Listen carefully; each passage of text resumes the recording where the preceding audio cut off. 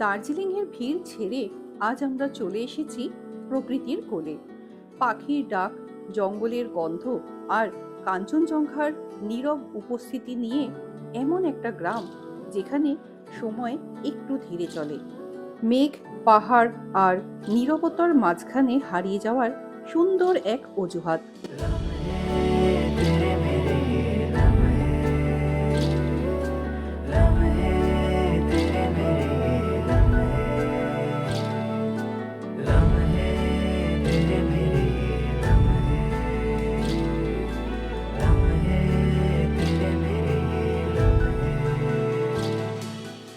Chatakpur, I love you.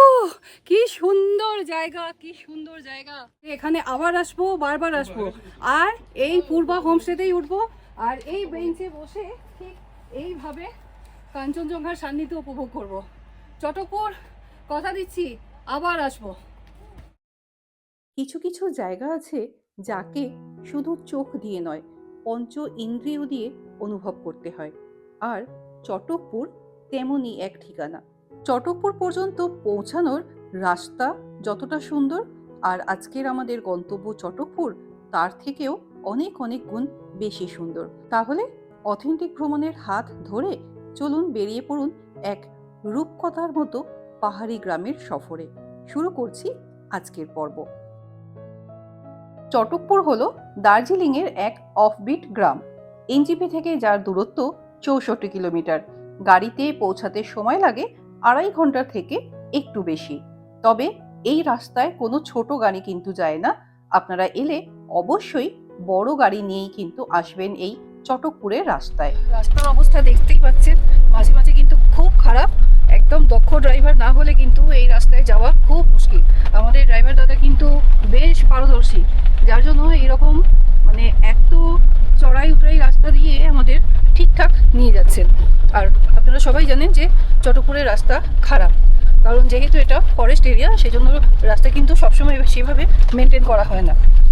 কিন্তু বেশ ভালো লাগছে, কারণ এই যে জার্নিটা, এটাও কিন্তু মনে থেকে যাবে যে এত কষ্ট করে আমরা এত সুন্দর একটা জায়গায় পৌঁছাচ্ছি।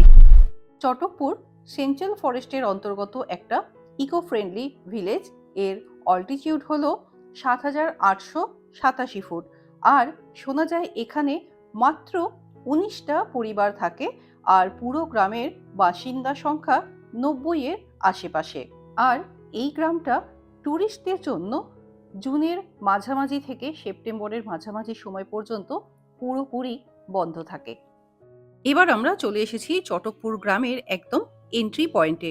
এখানে গাড়ি দাঁড় করিয়ে গ্রুপে যতজন সদস্য আছেন সবার আইডি প্রুফ দেখাতে হয়। আগে এখানে প্রবেশ করার জন্য কিন্তু পারমিট করতে হতো এবং পার পার্সন চার্জ দিতে হতো, আর গাড়ির চার্জও লাগতো।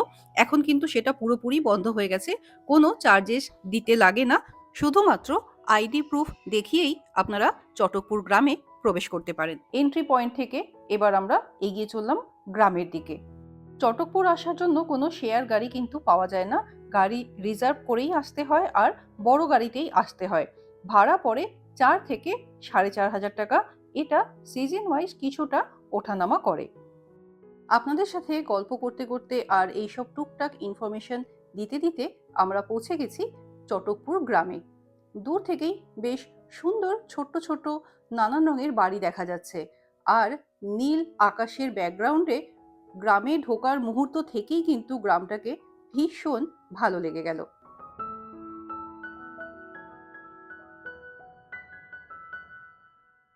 চটকপুরে আমরা উঠেছি পূর্বা হোমস্টেতে। তো পূর্বা হোমস্টেতে যাওয়ার জন্য এই যে পার্কিং এরিয়া, আপনাদের গাড়ি এখানেই পার্ক করতে হবে। আর তারপর এই যে ছোট ছোট ধাপে ধাপে সিঁড়ি উঠে গেছে, এইখান দিয়ে আপনাদের পৌঁছে যেতে হবে হোমস্টেতে। খুব বেশি রাস্তা কিন্তু নয়, মিটারের হিসেবে যদি বলি 25 থেকে 30 মিটার মতো রাস্তা আপনাদের পায়ে হাঁটতে হবে। লাগেজ কিন্তু হোমস্টের যারা রয়েছেন ওনারাই নিয়ে যাবেন। ছোটোখাটো লাগেজ আপনারা হাতে করে নিয়ে যেতে পারেন, বড় লাগেজ ওনারা নিয়ে যাবেন। এই যে জায়গাটা রয়েছে, দুদিকের গাছগুলো এসে পড়েছে, সেটাও দারুণ লাগছে দেখতে।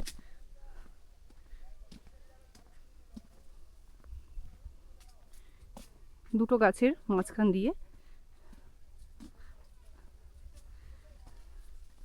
এইভাবে এসে এই যে হচ্ছে হোমস্টে। একদম সামনেই যেটা দেখা যাচ্ছে ওটাই আমাদের রুম।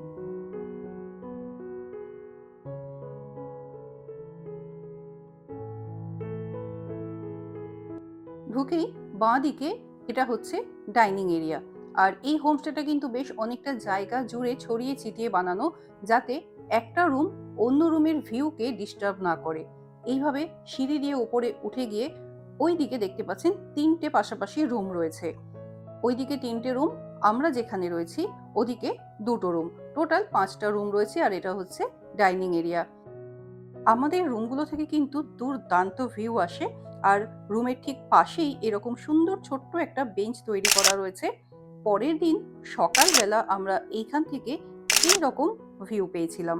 চলুন আমাদের রুমগুলো একটু আপনাদের দেখিয়ে দিই। এই হচ্ছে আমাদের একটা রুম, পাশাপাশি 2টো রুম একদম সেম। চলুন আমাদের যে রুমটা সেটা একটু আপনাদের দেখিয়ে দিই। এটা হচ্ছে একটা 4 বেডেড রুম। রুমটা কিন্তু বেশ বড়, খোলামেলা। দুদিকে 2টো ডাবল বেড রয়েছে। এদিকে একটা বেড, ওদিকে একটা বেড, ডাবল করে ব্ল্যাঙ্কেট দেওয়া রয়েছে। মাঝখানে বড় একটা টেবিল রয়েছে। দুদিকে 2টো বড় বড় জানালা রয়েছে। ঘরের ভেতরে ডেকোরেশন ছিমছাম কিন্তু সুন্দর, বেশ আই ক্যাচি টাইপের একটা লুকস রয়েছে। এদিকে বসার জন্য 2টো চেয়ার রয়েছে, পাশে একটা ডাস্টবিন রয়েছে, চার্জিং পয়েন্ট রয়েছে, এদিকে একটা ছোট্ট আয়না রয়েছে। আর এই দরজার পাশে একটা হুক রয়েছে যেখানে জামা কাপড় আপনারা টাঙিয়ে রাখতে পারেন। এখানে যেহেতু প্রচন্ড ঠান্ডা পড়ে তাই পুরো রুমটাই কিন্তু কাঠ দিয়ে কভার করা। আর এদিকে হচ্ছে ওয়াশরুম। ওয়াশরুমে বেসিক যে নিডসগুলো, গিজার, কোমোড, বেসিন, এই সব কিছুই রয়েছে। তো এই হচ্ছে পুরো রুমটা। আর এই রুম থেকে সুন্দর কাঞ্চনজঙ্ঘার ভিউ আসে, যেটা এখন একটু মেঘে ঢাকা রয়েছে। এখান দিয়ে এই যে দেখুন সোজা অল্প একটু পিক, এই সোজা অল্প একটু পিক দেখতে পাওয়া যাচ্ছে। আর এই রুমের এই বেডে বসেও কিন্তু আপনার এই ভিউটা এনজয় করতে পারেন। আর সামনেই ব্যালকনি রয়েছে, এরকম ছোট্ট ব্যালকনি, এখানেও বসে সময় কাটাতে পারেন।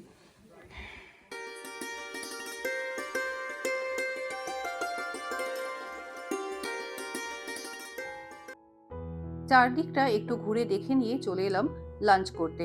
এটা হচ্ছে ডাইনিং এরিয়া। ডাইনিং এরিয়া থেকেও কিন্তু বেশ সুন্দর ভিউ রয়েছে বাইরের।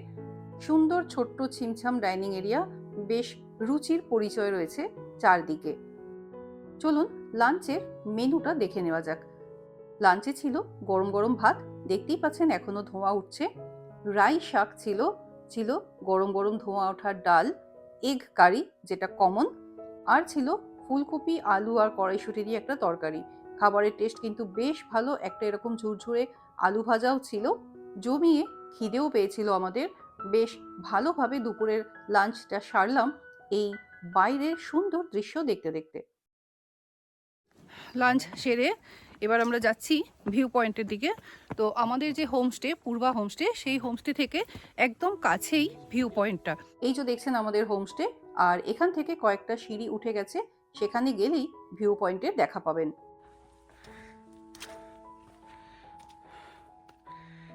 এদিকে বেশ চাষ হয়ে রয়েছে, ফুলকপি রয়েছে, বাঁধাকপি রয়েছে।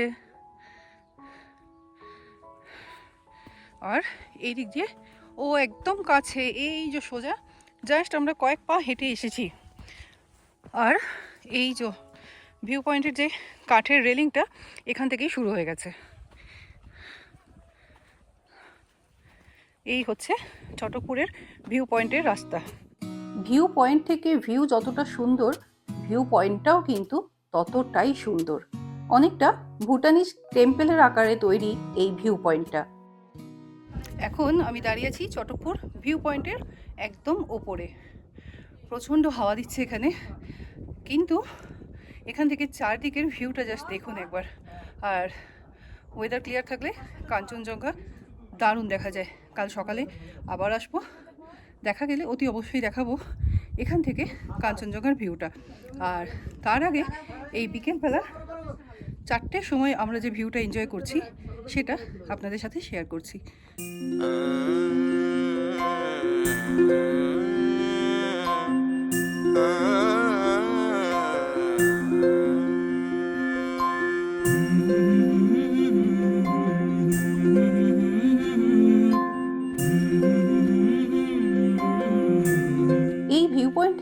অসাধারণ সূর্যোদয়, সূর্যাস্ত এবং কাঞ্চনজঙ্ঘার ভিউ দেখা যায়। ভিউ পয়েন্ট থেকে এবার আবার আমরা হোমস্টের দিকে যাচ্ছি। ভীষণ ঠান্ডা, এখানে থাকার ইচ্ছা থাকলেও বেশিক্ষণ থাকতে পারলাম না, কারণ প্রচণ্ড হাওয়া দিচ্ছে, একদম কনকনে ঠান্ডা বলতে যেরকম বোঝায়। আর আজকে 25শে ডিসেম্বর মাসের একদম শেষে আমরা এসেছি, সেই জন্য কিন্তু ঠান্ডাটা এতটা বেশি। আর ওদিকে কিন্তু এখন সানসেট হচ্ছে।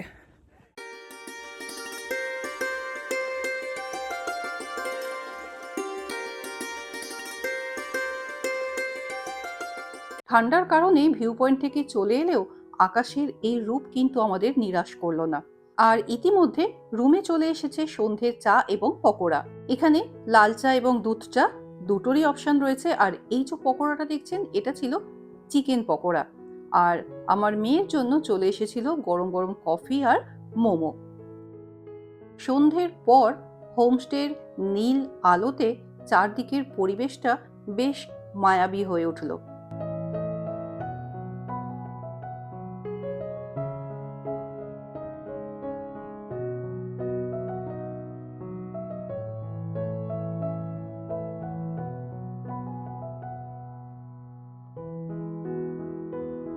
ওদিকে দেখা যাচ্ছে দূরের পাহাড়ের ছোট্ট ছোট্ট জোনাকি পোকার মতো আলো।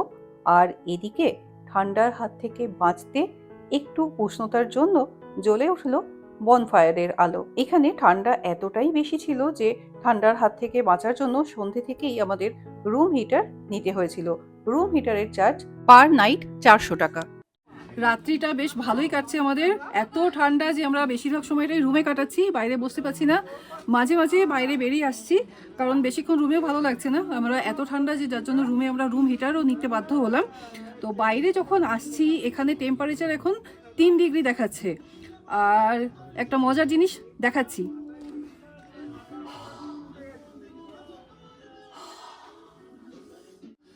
মানে কতটা পরিমাণ করে ধোঁয়া আমাদের মুখ থেকে বেরোচ্ছে। একটু আগে আমরা বাইরে বেরিয়েছিলাম, তখন তো নাক দিয়ে পর্যন্ত ধোঁয়া বেরোচ্ছিল। বেশ ভালো লাগছে কিন্তু, আর ঠান্ডাটাও বেশ এনজয় করছি। আমরা কিছুক্ষণ ঘরে বসছি, আবার বাইরে চলে আসছি। বেশ ভালো লাগছে চটকপুর জায়গাটা। আর আপনাদের একটা কথাই বলবো যে চটকপুর যদি আসেন, 2 দিন অন্তত এখানে অবশ্যই কাটাবেন, কারণ জায়গাটা 2 দিন থাকার মতো। আজকে রাতের ঠান্ডাটা বেশ ভালো মতো এনজয় করছি আমরা। এরপর চলে আসি ডিনার পর্বে। ডিনার ওনারা রুমেই দিয়ে গিয়েছিলেন। মেনুতে ছিল রুটি, আপনারা চাইলে ভাতও নিতে পারেন যারা রাত্রে ভাত খান।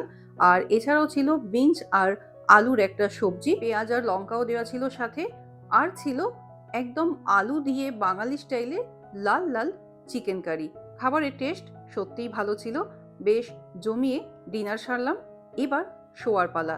বাইরে এখন টেম্পারেচার 2 ডিগ্রি। Good morning. সকাল 5:30। দেখুন সামনে কি দেখছি। চোখটা খুলে ব্যালকনিতে আসতেই এই অপরূপ সৌন্দর্য দেখে মনে হলো দিনটা আজ দারুণ হতে চলেছে। ঘড়িতে সময় 5:58, 6টা বাজতে 2 মিনিট বাকি। 6:15 সানরাইজের টাইম। তো আমাদের হোমস্টের একদম কাছেই হচ্ছে ভিউ পয়েন্টটা। আমরা এবার ভিউ পয়েন্টটায় যাচ্ছি। সকাল সকাল কাঞ্চনজঙ্ঘার অসাধারণ ভিউ পেয়েছি। এবার ভিউ পয়েন্ট থেকে সানরাইজ দেখার পালা। চারদিকের আকাশটা কি সুন্দর লাল হয়ে গেছে।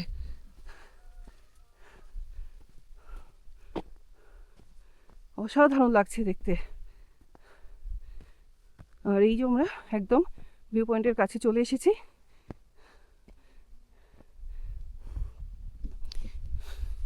ঠিক যেরকম সান্দাকফু থেকে আমরা আকাশটা এরকম লাল হতে দেখেছিলাম, পুরো জায়গাটা জুড়ে একদম সেই রকম দেখতে পাওয়া যাচ্ছে। আর ওই যে ভিউ পয়েন্ট দেখতে পাচ্ছেন, ওই ওপরটায় আমরা যাব। সানরাইজ আর সানসেটের সময় এই ভিউ পয়েন্টে কিন্তু বেশ ভিড় হয়, কারণ আশেপাশের সব হোমস্টে থেকে সবাই ভিড় জমান এই ভিউ পয়েন্টে। ভোরের আলো আস্তে আস্তে পাহাড় ছুঁয়ে পড়ছে। মেঘের চাদর সরিয়ে ধীরে ধীরে জেগে উঠছে চটকপুর। এই নীরবতার মাঝেই হঠাৎ দূরে দাঁড়িয়ে থাকা কাঞ্চনজঙ্ঘা সোনালি আলোয় নিজেকে নতুন করে চিনিয়ে দেয়। এই মুহূর্তটা ক্যামেরাবন্দি করা যায়, কিন্তু অনুভূতিটা সেটা শুধু এখানে এলেই বোঝা যায়। শহরের ভিড়, শব্দদূষণ, যান্ত্রিকতা সবকিছু ভুলিয়ে দেয় এই একটা মুহূর্ত। আর এই ভিউটুকুর জন্যই তো এতটা পথ আসা। সূর্যোদয় আর কাঞ্চনজঙ্ঘার রং বদলের খেলা দেখতে দেখতে চোখটা এতক্ষণ ওপর দিকেই ছিল। যখন চোখ মাটিতে নামলো তখন দেখি সে তো আর এক দৃশ্য। চারদিক সাদা হয়ে রয়েছে, কারণ গ্রাউন্ড ফ্রস্ট। রাত্রের যে শিশিরগুলো পড়েছিল ঘাসের ওপর, সেগুলো কিন্তু সব জমে বরফ হয়ে গেছে। এটাকেই গ্রাউন্ড ফ্রস্ট বলে। আর এতক্ষণ পর আমরা দেখলাম যে পুরো চটকপুর গ্রামের চারদিকটা কিন্তু এই সাদা একটা পাতলা চাদরে ঢেকে গেছে। ভিউ পয়েন্ট থেকে যখন হোমস্টেতে এলাম তখন দেখলাম হোমস্টের দাদা ওপারের পাহাড়গুলো একটা একটা করে চেনাচ্ছেন। সিকিমের বেশ অনেকটা জায়গা, তিনচুলে, লামাহাটা সব কিন্তু এখান থেকে দেখতে পাওয়া যায়। ऊपर से देख लिया वो बहुत अच्छा लग सीटा में। लोग फिर आएंगे और 2 दिन रुकेंगे। এই যে দেখুন, যে বসার ছোট্ট বেঞ্চটা করা রয়েছে সেটার উপরেও কিন্তু এই রকম বরফের আস্তরণ জমে রয়েছে। আর দেখতে পাচ্ছেন চারদিকটা কিন্তু বরফে সাদা হয়ে রয়েছে।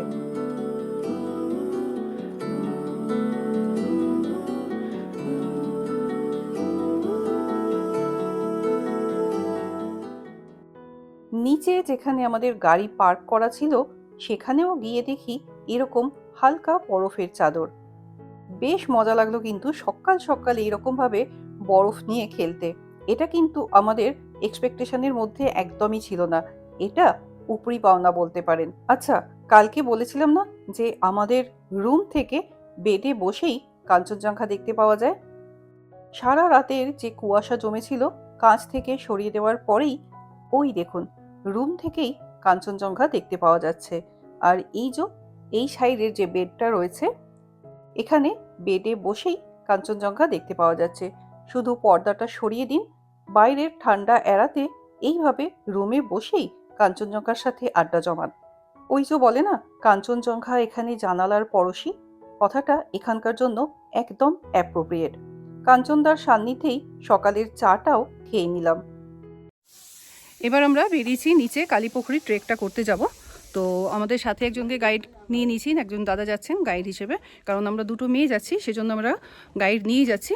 গাইড না নিয়ে গেলেও চলে। তো আমাদের ট্রেকটা এখান থেকেই শুরু হচ্ছে। দো লাগেগা লাঠি, খালি দো, হ্যাঁ। এখান থেকেই লাঠি নিয়ে নিলাম। এবার লাঠি নিয়ে আমরা বেরোচ্ছি ট্রেকের উদ্দেশ্যে। সামনে কাঞ্চনজঙ্ঘা আর আমাদের সামনেই রাজু, ওনার সাথে আমরা যাচ্ছি কালীপুকুরি ট্রেক।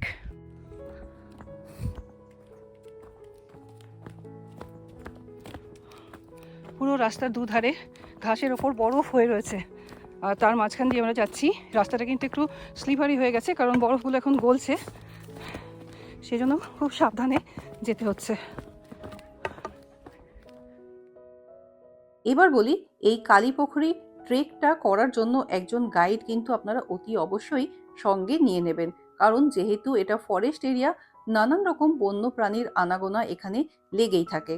আর কালীপুকুরি পর্যন্ত যাওয়ার যে রাস্তাটা, বিশেষ করে শেষের দিকের রাস্তাটা কিন্তু একদম ঘন জঙ্গলের মধ্যে দিয়ে, তাই একা যাওয়ার রিস্কটা নেবেন না।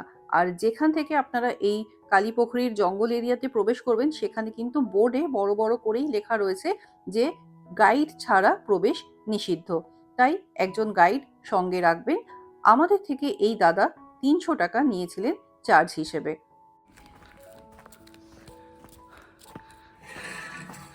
এই যে গাইড ছাড়া ফরেস্ট एरिया अलाउ नहीं। दाजू क्या क्या निकलता है यहाँ पे? लेपर्ड, अच्छा, ब्लैक पैंथर और चितवा। ओ अच्छा। और तीनों निकलता है।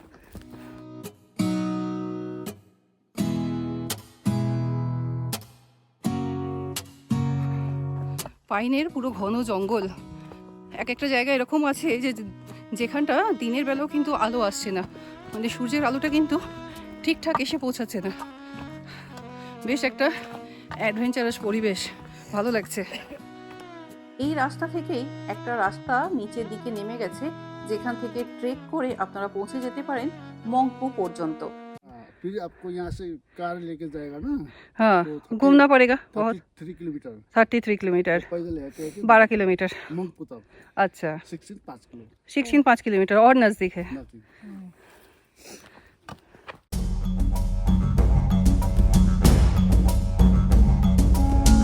যত এগোতে লাগলাম রাস্তা আরো সরু, জঙ্গল আরো গভীর হতে লাগলো।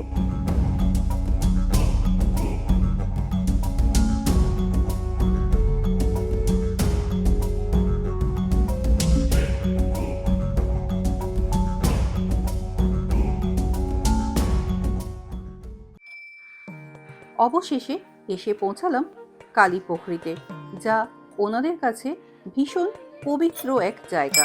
পোখরি মানে পুকুর বা লেক, আর তার মাঝে রয়েছে কালো একটা পাথর, যাকে ওনারা শিব হিসেবে পুজো করেন। আর তার ঠিক পাশেই রয়েছে বন দেবীর এক মূর্তি। এই জায়গাটার ভাইবসটা এতটাই পবিত্র যে এটা কিন্তু আমি আপনাদের বলে বোঝাতে পারবো না।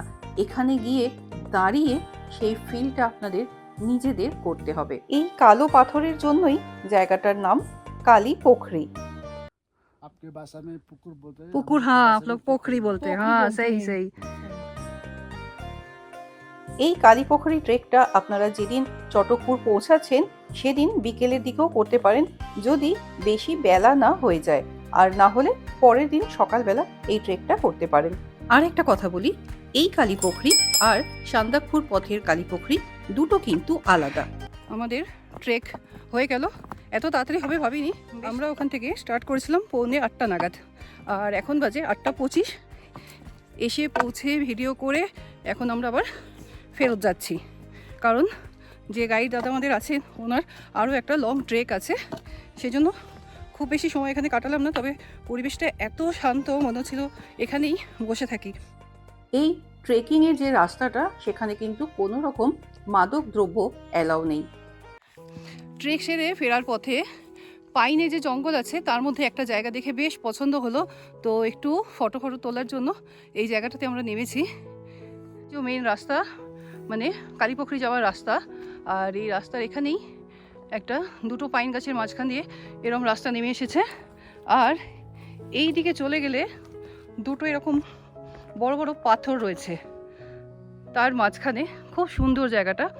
পাইনের জঙ্গলে ফটো এমনিতেই ভালো আসে, তো সেই জন্য আমরা এখানটা একটুখানি দাঁড়িয়ে পড়লাম যে এখানে একটু ফটো ভিডিও তুলে তারপর আমরা হোমস্টেতে ব্যাক করব।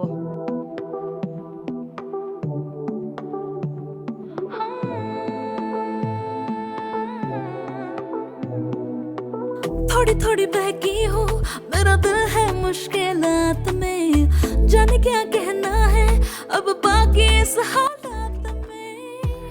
এইটা হচ্ছে সেই জায়গাটা। আপনারা যারা চটকপুর আসবেন তারা এই জায়গাটা আইডেন্টিফাই করতে পারলেন কিনা কমেন্টে জানাবেন কিন্তু। पढ़ने दे नहीं रुकना इंतजार में, होने लगा क्या जादू ना जानो तेरे प्यार में, सांस मेरी रुक जाए बात पलट ना जाए, कुछ समझ ना आए है लब पे जो कह दे। চটকপুরে আমরা প্রচুর রডোডেনড্রন গাছ দেখেছি, যদিও এটা সিজন নয়, তবে মার্চ এপ্রিল করে এলে এখানেও কিন্তু আপনারা গ্যাংটক, সিকিম বা সান্দাকফুর মতো রডোডেনড্রনের বাহার দেখতে পাবেন। আমরা আছি আপার চটকপুরে, আর কালীপোখরি যেটা সেটা কিন্তু চটকপুরের একদম নিচের দিকে। আপার চটকপুর থেকে কাঞ্চনজঙ্ঘার দারুণ ভিউ, সেটা তো সকালে দেখলেনি, সেই জন্য কালীপোখরি যেতে ট্রেকটা করতে হয়। তবে ভিউ নিয়ে কোনো কথা হবে না। লাঠি যেখান থেকে নিয়েছিলাম আবার সেখানেই ফেরত দিয়ে দিচ্ছি। এরপর ব্রেকফাস্টের পালা। চলুন ব্রেকফাস্টের মেনুটা দেখিয়ে দিচ্ছি। মেনুতে ছিল রুটি, আলু আর চানার একটা সবজি ছিল। সকালে আমরা চলে এসেছি ব্রেকফাস্ট করতে। কাঞ্চনজঙ্ঘার আজকে দারুণ ভিউ পেয়েছি আমরা। ব্রেকফাস্টে আমাদের আজকে রয়েছে রুটি আর সবজি, পুরিরও অপশান আছে, কিন্তু আমরা রুটিই নিই, প্রেফার করি রুটিটাই, কারণ অনেকটা জার্নি করতে হয় তাই। তো পুরি, সবজি, বদলে আমরা রুটি আর সবজি খাবো। আর এখানে বসে এই হচ্ছে বাইরের ভিউটা, মানে কাঞ্চনদার সাথে আড্ডা দিতে দিতে ব্রেকফাস্ট। এবার বলি, এই হোমস্টের ফুডিং লজিং চার্জ হলো পার হেড পার ডে 1500 টাকা। যেহেতু এই জায়গাগুলো একেবারে রিমোট এরিয়া, তাই এখানে বেসিক জিনিসগুলোও কিন্তু খুবই মূল্যবান। এই চটকপুরের চটক দেখে তো আমি মোহিত, এখান থেকে যেতে ইচ্ছাই করছে না। কথা দিয়ে যাচ্ছি যে এখানে আবার আসবো, বারবার আসবো, আর এই পূর্বা হোমস্টেতেই উঠবো, আর এই বেঞ্চে বসে ঠিক এইভাবে কাঞ্চনজঙ্ঘার সান্নিধ্য উপভোগ করব। চটকপুর, কথা দিচ্ছি আবার আসবো। জায়গাটা এতটাই ভালো লেগে গেছে যে একদিন এখানে থেকে কিন্তু মন ভরেনি। আসার সময় একদম ছেড়ে আসতে ইচ্ছা করছিল না, কিন্তু ট্রেনের টিকিট তো কাটা, তাই ফিরতেই হলো চটকপুর থেকে। তবে ওই যে বললাম, আবার আসবো। যতটুকু ইনফরমেশন পারলাম আপনাদের দেওয়ার চেষ্টা করলাম। আরও যদি কিছু বাকি থেকে যায় কমেন্ট বক্সে আপনারা জিজ্ঞেস করতে পারেন, আমি যতটুকু জানি ততটুকু আপনাদের জানানোর চেষ্টা করব। আজকের পর্ব তাহলে এখানেই শেষ করছি। দেখা হচ্ছে পরবর্তী পর্বে অন্য কোনো গন্তব্যে।